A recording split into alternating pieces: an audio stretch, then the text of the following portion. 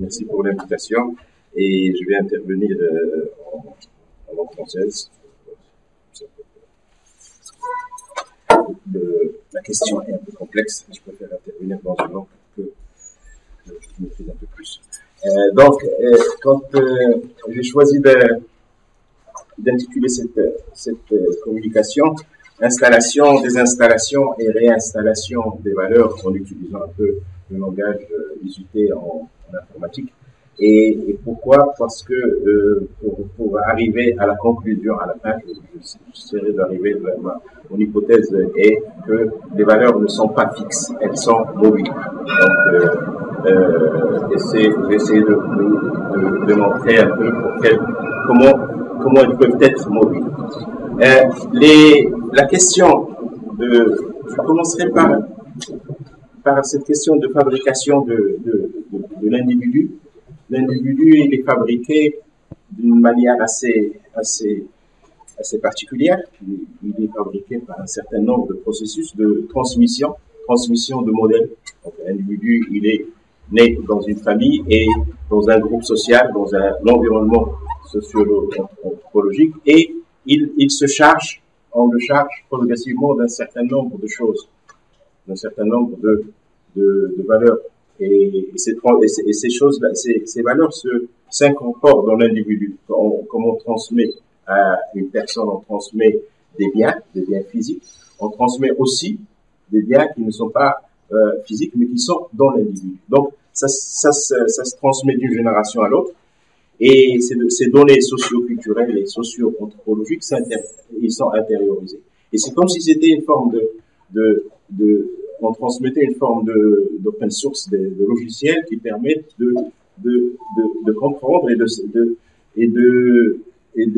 d'appréhender l'univers où l'on vit. Et donc, d'une génération à l'autre, ça s'installe, les habitudes de vie, les programmations culturelles. Et progressivement, on peut voir cet individu changer progressivement d'installateur, je veux dire, de valeurs. Et les lieux de fabrication de ces valeurs sont multiples dans le temps. Ils sont multiples.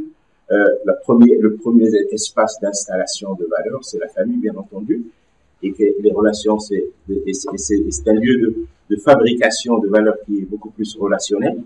Après, on aboutit à un environnement un peu différent où l'installation des valeurs se fait à l'école, où il y a aussi bien des relations, un aspect relationnel, que des aspects hiérarchiques, donc une installation qui se fait dans un sens de haut en bas, qui s'impose surtout dans certains types d'enseignement. Les valeurs s'imposent de haut en bas. Après, on va voir le lieu de travail, c'est aussi un espace où s'installent des règles de vie, culture d'entreprise, un certain nombre de choses qui font que l'individu aussi s'imprègne de certaines valeurs. C'est pour ça qu'on parle de culture d'entreprise, etc. Et après, il y a un autre type de socialisation hors de ces espaces fermés. Il y a un autre type d'espace. Et il y a de nouveaux espaces de socialisation des individus. Ces espaces de socialisation des individus, on peut identifier quelques-uns, mais il y en a plusieurs. Il y a les médias qui aussi installent leurs valeurs. Et en plus, quand on voit avec l'ouverture complète des médias, un peu les paraboles et tout cela, un individu n'est plus dans un environnement qui est très fermé, sa famille, etc., mais un environnement qui est complètement ouvert au monde. Les médias sont un espace d'installation de valeurs, mais qui est non interactif. L'individu reçoit, il ne partage pas. À travers Internet, on est dans un environnement qui est interactif aussi, mais aussi non interactif, mais aussi interactif. Donc, il échange. Et avec les réseaux sociaux, on arrive à un environnement d'imprégnation de valeurs qui sont complètement interactifs. Donc, on sait qu'actuellement, il y a pratiquement 85% qui sont dans des réseaux, de ceux qui ont Internet, qui correspondent à peu près à la moitié de la population. 85% de personnes sont dans des réseaux, Facebook, etc. Donc, c'est des lieux aussi d'échange de valeurs et d'échange mutuel. Donc, l'individu maintenant, l'identification de valeurs d'individus, c'est pour ça qu'il est de plus en plus difficile de parler de valeurs, l'identification des valeurs dans un espace sont devenues un peu compliquées parce que on n'a pas les sources d'installation de valeurs. Bon, c'était la famille, l'école, le travail. Maintenant, ça s'est multiplié, ça devient compliqué. Un individu est en face de moi, je ne sais absolument pas à quelles valeurs, quelles sont les valeurs auxquelles il souscrit, et donc ça devient un peu compliqué. Donc l'individu apprend auprès de plusieurs personnes, auprès de plusieurs lieux, et en fin de compte, la difficulté pour n'importe quel individu, c'est comment s'émanciper de tout cet ensemble qui m'influence. Comment je vais me faire pour me libérer de cet ensemble. Et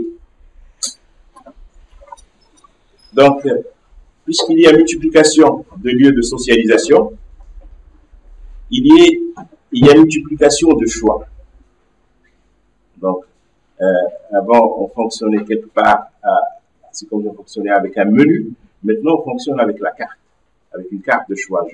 Je suis pour certaines valeurs, et je peux aujourd'hui être pour certaines valeurs et m'identifier à ces valeurs, droits de l'homme, etc. Ça peut être des valeurs qui peuvent être d'un ordre traditionnel, des valeurs modernes, des valeurs individuelles, des valeurs collectives, et je peux demain changer complètement et m'identifier à d'autres, parce que vu les influences multiples, il y a les choix multiples, et les choix multiples, si on rajoute à tout cela la variable temps, ça veut dire qu'un individu passe par plusieurs configurations. Donc il n'y a plus de fixité quelque part. On peut plus prévoir des choses. On ne peut que dire après coup, voilà les résultats. Et on ne peut pas prévoir. Les choses devenant tellement complexes, la prévision devient difficile. Donc, un individu dans cette situation, il a le choix. Il a des choix d'installer de nouvelles valeurs. Il a le choix aussi de les installer. Il peut réinstaller. Donc, pour réinstaller, on installe de nouvelles valeurs. Donc, et dans cette situation, se pose la question, deux questions qui se posent pour moi, c'est celle de la loyauté et celle de la déloyauté par rapport à un système. Donc, la loyauté, on peut choisir d'être loyal au système où on vit. On s'imprègne de certaines conduites. Et on ajuste ces conduites au destin. Par exemple, on veut qu'on fasse certaines choses. Je sais pas, chez moi, on se marie à tel âge, on a des enfants, on a un travail, etc. Donc, je m'ajuste à ces conduites et on a telle profession. J'appartiens à une catégorie sociale, une catégorie sociale moyenne où on a des professions de cadre moyen, etc. Donc, je vais m'ajuster à ces valeurs. Ou bien, j'appartiens à une catégorie ouvrière, donc je vais dire, bon, chez nous, si on arrive à être instituteur, c'est déjà pas mal, donc je resterai instituteur. Donc, j'ajuste mes ambitions, j'ajuste ce que je vais être avec ce que je peux être. Donc, ce qu'on dit un peu dans d'autres termes, on fait faire de nécessité vertu. Donc, on ne développe pas des choses. Donc, je suis loyal au système qui m'a fabriqué. Donc, ça, c'est un choix. Je suis loyal à ma famille, à mon local, à mon école, à mon pays, à un certain nombre de choses. Donc, ça, c'est une possibilité. Maintenant, avec la multiplication dont j'ai parlé tout à l'heure, de la multiplication des installateurs de valeurs, on a aussi la possibilité qui devient de plus en plus, qui se développe de plus en plus, c'est d'être déloyal aussi par rapport au système qui me fabrique. Donc, je me déconstruis par rapport, je quitte, je refuse, un peu dans le sens, dans le rigide, dans la nourriture terrestre, c'est une famille, je vous hais, donc je refuse tout ce système et je deviens, je pense à autre chose, je fais autre chose, il y a d'autres offres de choix, donc je ne suis plus donc mon identité première, je la refuse et je fais autre chose. C'est quelque chose qui est de plus en plus, qu'on voit de plus en plus. On s'attend à un jour d'un type auquel on croyait qu'il était. Du jour au lendemain, il fait quelque chose de complètement imprévisible. il fait quelque chose d'un complètement imprévisible parce qu'on a prévu, sa mise dans une certaine case et on s'est dit, tiens, mais il a changé, mais qu'est-ce qui est arrivé? Il est arrivé que bon, on ne le connaissait pas trop et les possibilités d'intervention, son histoire interne, on ne la connaît pas trop, on ne sait pas ce qu'il fait et les influences étant multiples, les choix se sont multipliés. Donc voilà un peu, on peut être loyal ou déloyal par rapport à ce système. Donc voilà un peu, juste cadrer rapidement par rapport à un système d'ensemble. Je vais vous parler maintenant de certaines études, ça fait à peu près une vingtaine d'années, un certain nombre d'études sur le terrain, et sur le terrain, on pose des questions du type quelles sont les valeurs que vous voulez transmettre à vos enfants, quelles sont les choses auxquelles vous croyez, etc. Donc, au niveau de valeurs. Et je vais parler aujourd'hui essentiellement d'une étude qui a été faite par une enquête qui a été faite au niveau européen et au niveau méditerranéen, et qui n'est pas encore sortie, qui a été faite par la Fondation Analyte, dont les résultats vont sortir dans 2 ou 3 mois. Et ils ont posé des questions à peu près dans tout le Maghreb, dans toute la Méditerranée, sur un certain nombre de valeurs. Je vais faire une analyse un peu rapide de cette étude vue par les Marocains. On a posé les questions aux Marocains, aux Algériens, aux Espagnols, etc., à tout le pourtour de la Méditerranée. Et j'ai eu quelques résultats. Donc, je ne vais pas donner les résultats parce qu'ils vont sortir après, mais je vais en parler. Donc, première entrée, l'identification. Comment s'identifier un Marocain? Un Marocain s'identifie par rapport à deux entités. On a posé la question pour vous. Quel est le quand on parle de Méditerranée, quel est le pays qui sort en premier? Et il y a 2 pays qui sortent. Il y a 2 pays, c'est l'Algérie et l'Espagne. On s'identifie et on oublie un peu parce que à un moment, on s'identifie à des pays qui sont proches de nous géographiquement, beaucoup plus que historiquement. On a tendance à penser qu'on est proche historiquement de personnes avec d'autres groupes, mais l'identification est beaucoup plus géographique parce que c'est des gens qui sont proches, qu'on voit tout le temps, avec lesquels il y a des frontières, etc. Donc, quels sont les intérêts économiques, par exemple aux intérêts? Pour cette population interrogée, on parle essentiellement d'intérêts. Les intérêts économiques viennent en premier. Là, les relations qu'on a avec les pays européens, d'abord, c'est les intérêts économiques.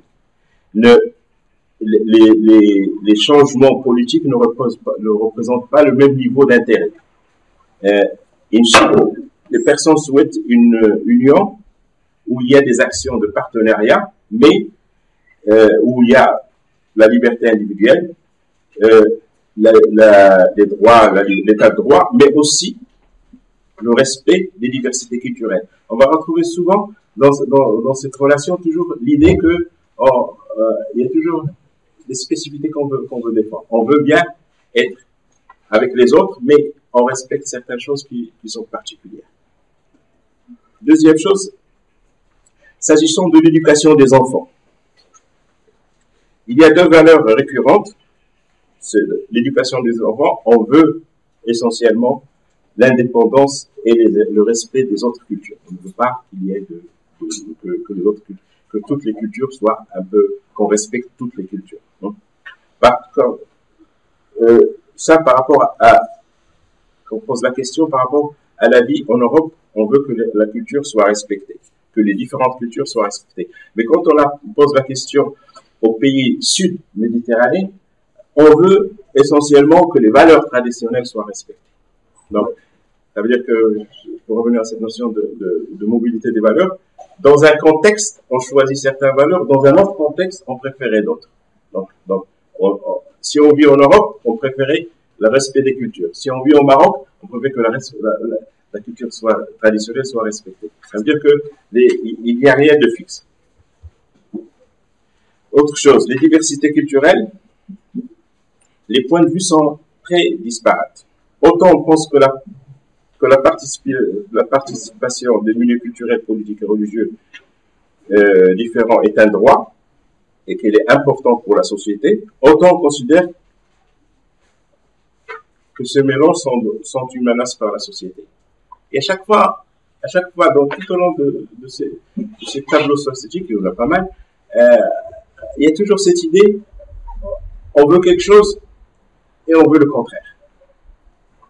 Ce qui peut paraître une contradiction. Je vais essayer de donner une brève explication de comment on peut interpréter ces contradictions. Par rapport au printemps arabe et démocratie, donc aujourd'hui, on considère que la situation est meilleure qu'il y a 5 ans par rapport au printemps arabe. On a une représentation positive aujourd'hui, plus qu'il y a 5 ans. Et par rapport à la démocratie est considérée comme surtout un moyen d'acquisition de liberté d'expression, de liberté tout court. Et les autres effets de la démocratie, par exemple, la dignité, la paix, la stabilité, la prospérité, ne sont pas perçus d'une manière très, très nette. C'est beaucoup plus le moyen d'acquisition de la liberté d'expression. La démocratie liée à la liberté d'expression. Et les règles, en troisième lieu, les notions d'élection libre, règles de majorité, reconnaissance de la diversité, sont des notions qui sont faiblement associées à la démocratie. Démocratie, essentiellement, l'idée de liberté d'expression. Donc, on est en fin de compte face à une société qui est marocaine, qui est très individualiste. Je ne le dis pas trop, mais bon, d'après tous les chiffres, même dans des études que j'ai faites sur plusieurs études maintenant, même celles qu'on est en train de faire maintenant sur un thème sur les jeunes, il m'est arrivé actuellement, depuis 2 mois, je travaille sur 2 thématiques qui sont un peu différentes. Je travaille sur la vieillesse et je travaille sur la jeunesse. Donc, ça fait 2 trucs un peu contradictoires, c'est très fatigant. Mais aussi bien chez les personnes âgées que chez les jeunes, on retrouve dans plusieurs réponses l'idée sur qui vous comptez moi-même. On retrouve de plus en plus, aussi bien chez quelqu'un de 15-16 ans, 17-20 ans, que chez quelqu'un de 70 ans, l'idée le moi-même revient de plus en plus souvent. C'est comme, on est en face d'une société qui se veut de plus en plus individualiste, qui pense d'abord à soi. Chacun pense d'abord à soi avant de penser aux autres. Et le discours, la famille marocaine, l'hospitalité, tout ce qu'on dit, il est en second plan. Mais d'abord, quand on pousse un peu l'entretien avec les gens, c'est le moi-même qui revient. Donc, pour ma part, et je l'ai vu dans cette étude aussi, les actions collectives ne semblent, par exemple, en termes d'action, les actions collectives ne sont pas très efficaces. L'exemple, c'est que ce que je fais moi-même, d'abord. Parce que les répercussions sont mesurables. Les actions collectives semblent être comme quelque chose de très opaque, où on ne voit pas on n'en voit pas le sens. C'est pour ça qu'on a de plus en plus de difficultés à mobiliser des groupes. Donc, l'individu, la socialité se devient de plus en plus individualiste. Donc, grosso modo, si les individus...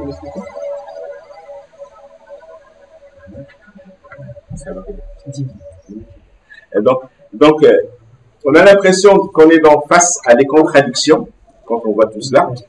Hein?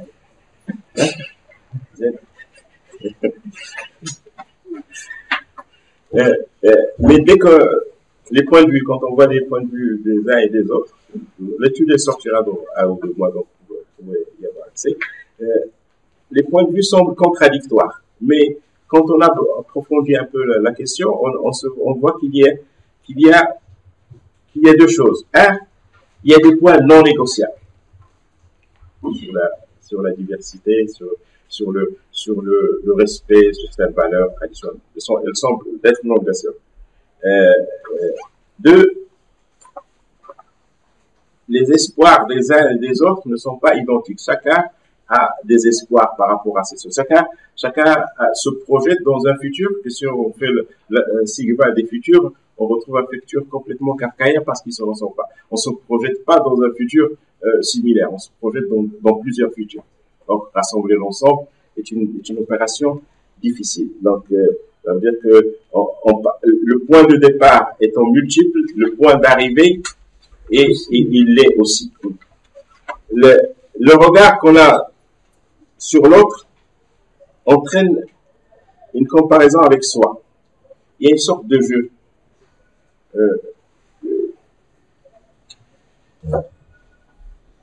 Depuis, par exemple, le printemps arabe, on attend de voir à la fin d'un scénario pour choisir un peu, pour décider. Donc, on attend de voir un peu ce qui se passera ailleurs, qu'est-ce que ça va marcher, est-ce que ça va pas marcher. Donc, on est dans une sorte de jeu de miroir. Ça, on regarde l'autre et on voit un peu ce qui va arriver à l'autre avant de décider ce qu'on choisit. Donc, il n'y a pas une valeur qui est fixe, mais une valeur qui, il n'y a pas de principe fixe déterminé, et déterminant, mais il y a surtout l'idée que on regarde, on attend pour voir.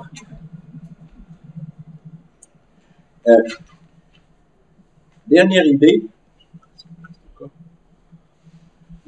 c'est l'idée de certains nombres d'idées sur lesquelles je voudrais revenir. Donc, on reconnaît qu'il y a du changement ici, mais on lui donne pas la même explication, ni les mêmes fond. On est comme si on était dans un environnement, on a pris l'habitude d'attendre longtemps. On a pris d'attendre que le changement se fasse très progressivement, et on est prêt aussi à attendre encore longtemps. Ce qui fait cette patience peut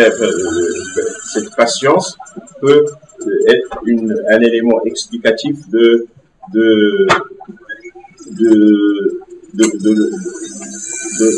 système, de la stabilité d'un système. On est prêt à attendre. On veut que ça change, mais on est prêt aussi à attendre.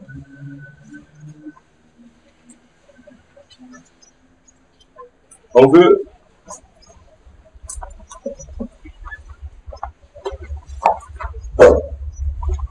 donc, pour continuer par rapport à ces notions qui sont assez paradoxales, quand on voit les réponses à certaines questions, on se rend compte que les individus veulent des choses contradictoires. Ils veulent alpha, mais ils veulent aussi oméga. Et ils veulent parfois des choses qui ne peuvent pas fonctionner ensemble. Mais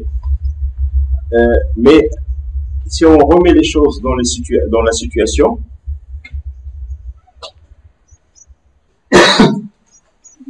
on se rend compte que chaque individu est sur deux paliers de positionnement. D'abord, le premier palier, il concerne l'acteur social lui-même. L'acteur qui se représente une société sans se référer à son groupe d'appartenance. Donc, il peut dire, par exemple, je suis pour la liberté d'expression. Donc, en tant qu'individu, je suis pour la liberté, ce qui est une réaction tout à fait normative par rapport à la norme, la liberté d'expression étant quelque chose d'attendu, de voulu par un ensemble. Donc, je suis pour la liberté d'expression. Je me positionne par rapport à cela. Quand il se met dans ce groupe d'appartenance, il est dans un second palier de positionnement. Donc, je suis dans un groupe qui ne peut être pas pour cette liberté d'expression, qui a une façon un peu plus rigide de voir fonctionner. Donc, je suis dans le groupe moi, je suis d'accord avec X, mais en tant que groupe, je ne suis pas d'accord. Donc, si je suis dans une situation où je suis seul, individuellement, à décider pour quelque chose, je serai pour telle valeur X. Mais si je suis en groupe, je serai sous l'influence du groupe. Et là, et ce qui fait, là, on peut parler de schizophrénie, mais on peut parler de mille choses. Mais c'est ce qui explique un peu cette identification un peu mobile. Cette imprévisibilité des réactions des acteurs sociaux. Ils sont pour, ils sont en même temps contre. Ils sont, parce que ça dépend comment ils se positionnent eux-mêmes. Tant que je suis seul, je peux être pour mille choses. Mais dès que je suis dans le groupe, mon groupe d'appartenance, mes choix se rétrécissent. Donc voilà un peu cette idée que je vais résumer un peu, j'espère avoir été clair, j'espère. Je vais résumer de plusieurs, je vais conclure et résumer.